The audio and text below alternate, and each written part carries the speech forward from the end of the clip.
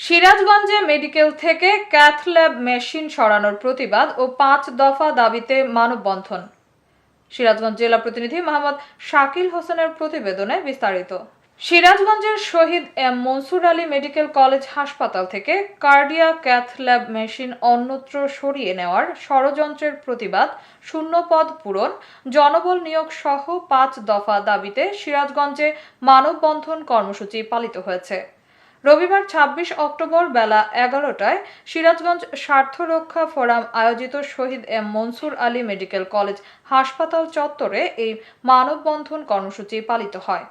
মানববন্ধন চলাকালে বক্তারা বলেন, মনসুর আলী মেডিকেল কলেজ হাসপাতালে বিশাল অবকাঠামো থাকলেও অসংখ্য পদ দীর্ঘদিন ধরে শূন্য রয়েছে, যে কারণে পরিপূর্ণ চিকিৎসা সেবা থেকে বঞ্চিত হচ্ছে সিরাজগঞ্জের মানুষ। ২০ কোটি টাকা মূল্যে আধুনিক ক্যাথ ল্যাব মেশিন, যা হার্টের রোগীদের এনজিওগ্রাফি ও রিং বসানোর মতো গুরুত্বপূর্ণ কাজে ব্যবহৃত হয়, সেটি চালু না করে ঢাকায় স্থানান্তরের ষড়যন্ত্র করা হচ্ছে। এটি সিরাজগঞ্জের মানুষ মেনে নেবে না।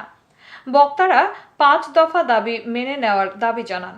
মানববন্ধন চলাকালে বক্তব্য রাখেন ড্যাবের সিরাজগঞ্জ জেলা শাখার সভাপতি ও সিরাজগঞ্জ স্বার্থ রক্ষা ফোরামের আহ্বায়ক doctor Abdul Latif, Shaheed M Monsur Ali medical college হাসপাতালের সহকারী অধ্যাপক, সার্জারি বিভাগ ডক্টর এম মুরাদ, সিরাজগঞ্জ জেলা বিএনপির সাংগঠনিক সম্পাদক মির্জা মোস্তফা জামান, জেলা বিএনপির ছাত্র বিষয়ক সম্পাদক খোরশেদ আলম মিন্টু, জেলা বিএনপির সহ প্রচার সম্পাদক জিন্না সর্দার, জেলা বিএনপির সদস্য আসলাম উদ্দিন, জেলা শ্রমিক দলের সাবেক সাধারণ সম্পাদক নিয়ামুল হাকিম সাজু, ডক্টর আব্দুল আজিজ, ডক্টর চুমকি প্রমুখ।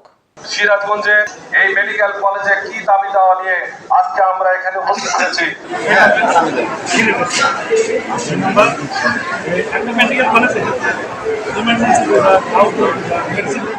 এতক্ষণ সঙ্গে থাকার জন্য ধন্যবাদ।